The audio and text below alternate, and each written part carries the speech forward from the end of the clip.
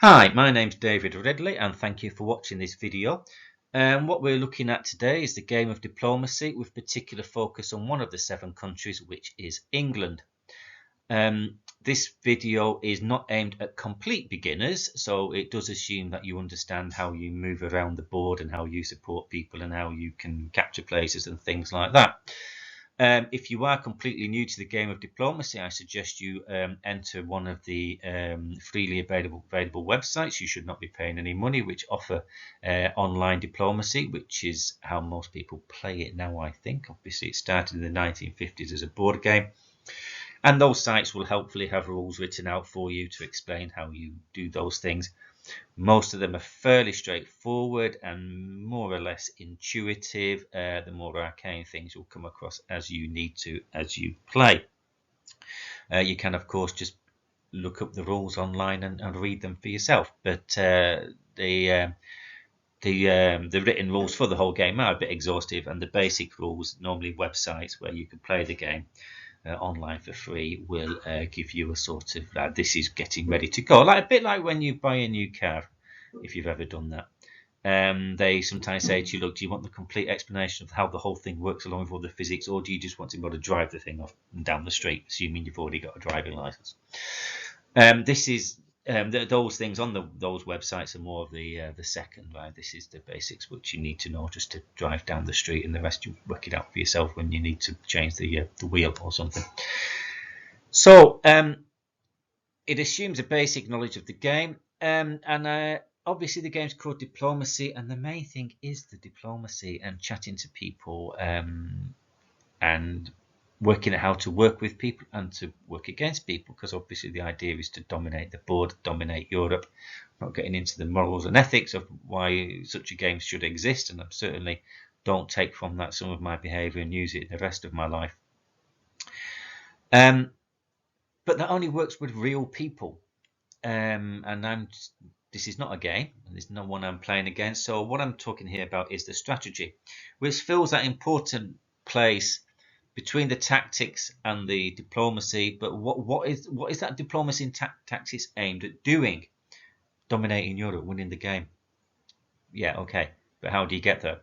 And most games don't end in a solo, as we call it. One person wins. They tend to end in a draw between 3 players. Seems to be pretty typical. I have no statistics to back that up, but in my experience, that seems to be quite a common result, and most people seem to think that is reasonably satisfactory with honour maintained. But how do you get there? What is this aimed at? So let's get beyond the you help me into this centre and I help you into that centre and then I stab you. No, where are we going with this, and what would you like to achieve? And bear in mind, of course, that part of it is understanding what the other players are trying to achieve intermediately, so you may help them to do that in return for something which you think is going to give you a little bit more back than what you're helping them with. Okay, so we're looking at the 7 different countries, and we're beginning with looking at England. So a map would be helpful. Okay, and so here we have the map of the diplomacy board laid out topographically. You may not be familiar with this particular visual presentation, but it's topographically the same as any other map on the diplomacy or any other diplomacy map. So here we are. Okay, we're looking at England, which is here. Okay, and yes, it is called England, which is what the founder Kelheimer called it, from the United States. Of course, it should really be called Great Britain because that's what the island is, but it's in the game it's called England. Okay, my apologies to Scots and Welsh people, but that's the way it's termed. And obviously, it reflects real-life geography. It's an island off the northwest coast of Europe. An island. Quite important to bear that in mind.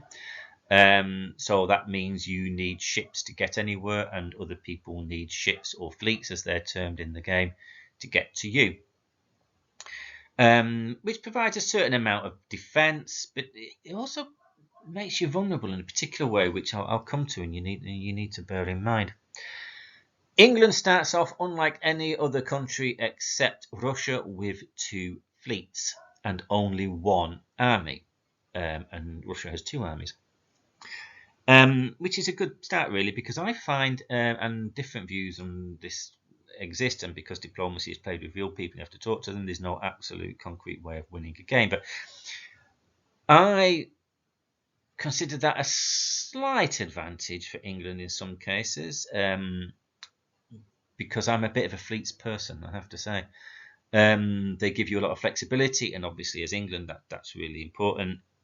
And one of your objectives as England is to maintain naval supremacy, particularly in this area, okay, the Northwest Seas, these Atlantic and Nordic seas, you want to be in complete control of. I'll just wipe that a little bit. Now, how do you achieve that? Now, basically, you've got 2 neighbours in effect. You've got France and you've got Germany. And you will have to negotiate with them and come to some kind of arrangement as to what you are doing. My basic premise and their basic premise probably is I will ally with someone against a third. So you're going to ally, from England's perspective, with France against Germany, or ally with Germany against France.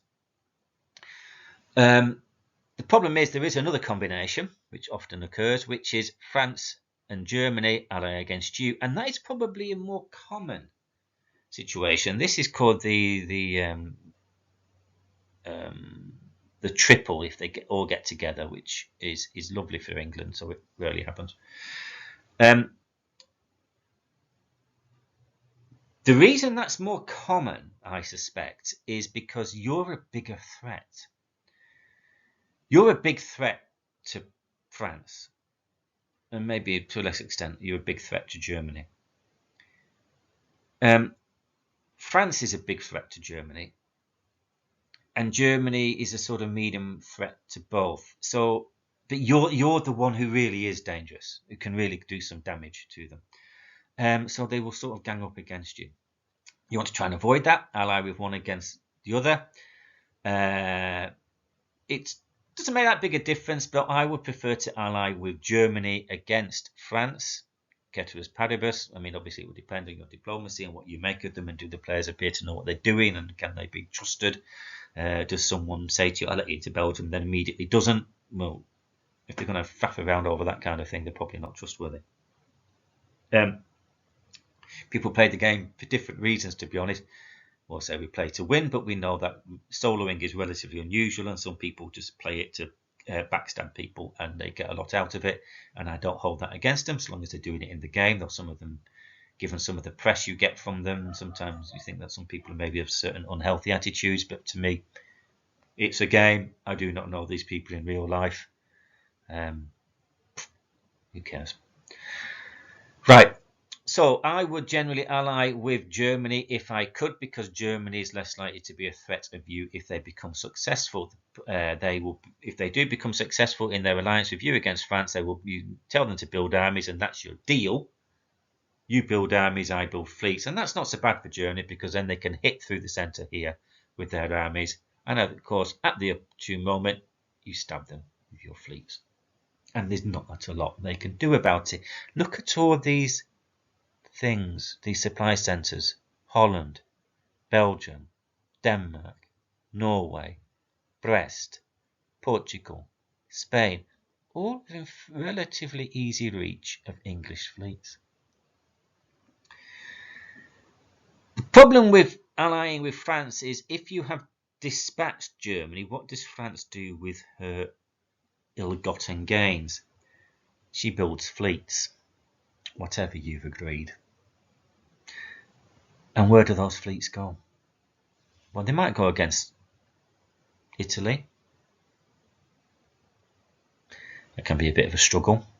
Other people have things to say about that. Maybe the Turks are getting along. Maybe they're coming across here, going west through the Atlantic. No, I'm going to use them against you, because if they swing south against Italy, you're going to hit them. Where else does England go? After France has been dispatched, has to hit Germany if they're in alliance with Germany. Once Germany's been dispatched, you have to hit France. The players aren't stupid, they know that. Well, okay, some of them don't know it because they're inexperienced. And if you didn't know it before, you know it now. Okay. France is going to build fleets. And coming back to why it's important to make these alliances, what is your other option? Your other option is to go to Scandinavia, and you may get involved there, and you may get over to St. Petersburg, and then what? Nothing. Nothing will happen. Okay? It's very hard to plough south from St. Petersburg. If you've got a fleet in there, you've come around the north, you struggle to get through the Baltic, unless you've already destroyed Germany anyway. Your fleet's stuck in St. Petersburg, north coast. St. Petersburg cannot go any further. Okay, you convoy an army in, same result. Okay, theoretically it can have some effect down here, some influence, but it's very hard to make much of an impression of Moscow or Warsaw from the south. What you might do is, very helpfully for the southern players, is you've distracted Russian forces, and Russia does collapse quite easily from a hard drive this direction, or even, sorry, my head's in the way, Turkish army going round up through Armenia into Sevastopol, backed up with fleets into the Black Sea. Russia will collapse quite quickly in that situation, and you will get nothing out of it. Okay, you'll still be sat in St. Petersburg, having helped someone else get into a very good position. Not a lot of point going that way because your forces are over there. You may have to commit other forces to support them, and the French will come in very quickly. You cannot argue with the French putting a fleet in the mid-Atlantic Ocean. That's a very important defensive and sensitive position for them. One step into the Irish Sea and you're in trouble. If they bust into the Channel, convoy an army into Wales, and probably the next step to Yorkshire, which is next adjacent to your three home centres, curtains for England. And England will collapse if you've got a half-decent French player in that position. So that is why the alliance with France would be my second option. But again, it all depends on the diplomacy of the person. If you really cannot trust Germany, you think, well, okay, France seems to be more or less okay. Okay, play the alliance with France, take out Germany, but you put a barricade of fleets here, whatever the Germans, whatever the French say, maybe not to begin with, but you have to have some insurance against what they're going to do. And then you're going to have to fight them anyway. But you may accept that, okay, right, we'll take out Germany, or maybe they're a loose cannon, unpredictable, don't know what they're going to do, take out Germany with France, but then you will fight France and you will have to have some kind of arrangement and talk to Russia. Basically, that I'm not going to hurt you. Talk to Italy, yeah, let's attack France. Not much in it for Italy in the long run, but of course you don't put it like that. Okay, so those are the sort of alliances which you want to be kicking off with in the early part of the game. Obviously, talk about endgames is a little bit tricky because we set up for endgames is different in nearly every game. So that is the kind of strategy which I would envisage employing most of the time with England. Obviously, the caveat which any person talk about diplomacy will be, well, it depends on who you're dealing with. Okay, you could go through a triple alliance, all three of you together. That's really great. These two run off and attack Italy, run off, attack Russia, and then when you picked up a few centres here and there, you stab them, whichever, in the back and take them out. I mean, that's your ideal situation. It's unlikely. They're serious if they offer you a triple alliance. Must be a bit mad. Have seen it work once, to my detriment. I was playing Russia. And I made an alliance with Turkey, and that was picked up and I got hammered by a triple. I think it was England, France and Germany, but I'm not sure. But anyway, so okay, so that's your alliance structure, right? And how are we making this work? Okay, and obviously you'd offered France or Germany some sweeties. You say to Germany, okay, you come through, you pick up Paris, you might give them Belgium, you might as well. Pick up Marseille, you're picking up Portugal as England, Spain, Brest you insist on. You have Norway, okay, that should be enough. Okay, and then Germany turns their attention eastwards, southeastwards, whatever, and you put the knife in there. Sort of tactical strategic concerns. I believe that the Germans have a word for that, but I can't remember it. So the North Sea has been described as the most significant place on the board. You get into that, you control it, and you never relinquish it. If you relinquish it, you will die. So sacrifice anything to keep the North Sea. The Germans can get in the North Sea, they'll get in. If they're, like I say, anywhere near a decent player, if they get a chance, and if you are playing Germany, if you get a chance, get in and you stay in. And again, be prepared to sacrifice things to stay in the North Sea. Okay, because then England is not a threat for you, and you can start picking up all these nice things here: Belgium, Holland, Norway. Right, so how do we get there? Opening moves. Okay, I would agree with the French to demilitarize the English Channel. If France is any good, they'll agree to that because they want to use this fleet in Brest to go and pick up Portugal or Spain and get their nice two easy. Probably nobody has two easier supply centres to pick up in the first year than Portugal and Spain, and that gives France some firepower. Okay. A bit hard to agree with France for them not to build fleets because what are they gonna build? The idea, okay, is to create conflicts along this axis, Belgium, Burgundy, between France and Germany. Okay. The problem is if you're in Belgium as England, there's only Burgundy to go through. Okay, so unless you're very actively going to support one side to the other very early and make a commitment, which is fine, but just make sure that you know what you're doing with that. You might offer that as a sweetener and say, look, you can have Belgium, right, France, and help me against Germany, or vice versa. Say to Germany, okay, you can have Belgium, just help me against France. Okay, so you must cover the North Sea. So opening moves would probably be something along the lines of, okay, Edinburgh opens to the Norwegian, London opens to the North Sea. That's pretty much set unless you're absolutely convinced France is going to go into the English Channel, in which case you've got to bump them off. Really annoying. And then you would have to open Edinburgh into the North Sea. Right, so you occupy these two strategically important territories straight off. Where does the army move? The army isn't much use in Liverpool unless France decides to attack through Mid-Atlantic Ocean into the Irish Sea. Never seen it from the start of a game, so I doubt they're going to do it. Move it to Yorkshire. Why? Primarily, it's a defensive choice. From Yorkshire, you can cover each of your home bases. So if you are jumped by France into the Channel, okay, also be followed up with an army move to Picardy, and then the implication is they convoy into Wales. A bit mad for France to do it right from the off, but some people are mad. Your army is there to cover. Okay, so think of it as sort of home defence force. It also has the option of Yorkshire being convoyed into Norway or convoyed into Belgium should you require it. Not sure those are brilliant moves. Okay, you do get the extra build with Belgium, quite nice. Could spook France and Germany against you. If you look at my playing record, you'll see why I've come to that conclusion. Okay, so that would be my sort of way of dealing with England. You're going to make that decision between France and Germany based upon your diplomacy, and you will need to get those fleets in, and then you build fleets, and more fleets. Yes, if you're going to win the game, you will eventually have to build armies, but you will worry about that when you've got yourself into a decent position. Problem with building the armies is you have to convoy them in somewhere. How do you get them into somewhere that's not going to be blocked out? And once you've convoyed them in, then you've basically declared war on somebody. I suppose one doubt there would be Belgium, and you could still be trying to play France against Germany, but you're sort of stuck in the middle, and in the middle isn't the way you play people off.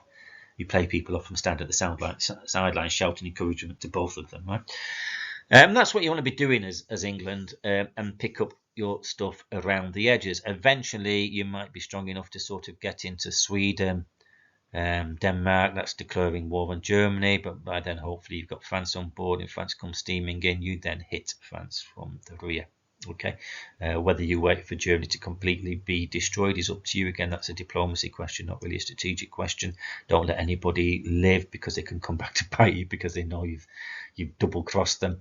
But then again, the other argument is you don't want France to get too much out of it, do you? And if they are, then maybe you keep Germany going a little bit longer, so you come in and you hit France earlier. That's the decision you will have to make at that time. Is France getting stronger too quickly or not? You'll have to get fleets into the Baltic at some point, and or after you've hit France, you need to get fleets into the Western Mediterranean. There's a dash for that before the Italians, or if they've been run over, the the Turks lock that door. They'll be trying to get fleets into the Atlantic, which you don't want. Okay, and you block that door to them. Okay. So really, whilst you're sorting out issues here, okay, Italy can be useful as a diversion against France, but it's often difficult to work because if Italy's any good, they aren't going to fall for it, and they want this issue here with the Habsburgs and the Ottomans sorted. Okay, one way or another. If you're playing against a good Italy, they'll have allied with Russia and they will be destroying those other two countries between them, which is okay for you, really, except that you want it to take a little bit of time. You know, you may have heard about tempo. It's a concept used in chess as well. In a sense, you need to resolve this Western triangle before this southeastern square is resolved, so you can get your fleets in there. Okay. Hopefully Russia will be more involved down south, and to be honest they ought to be, and that will allow you, I mean, don't try and be antagonistic towards them, but you can maybe sort of play off a little bit here, keep Russia maybe, keep Germany maybe in doubt as to Russia's true intentions, because there'll always be a little bit of a little dance around Sweden between them. So that's really what I've got to say. Okay, make your choice between France and Germany, and then knife the other one. Don't know what you're doing. It's a question of can they stop you? Okay. Right. That's me done. We'll move on to other countries sometime. Thank you for your attention. And see you again.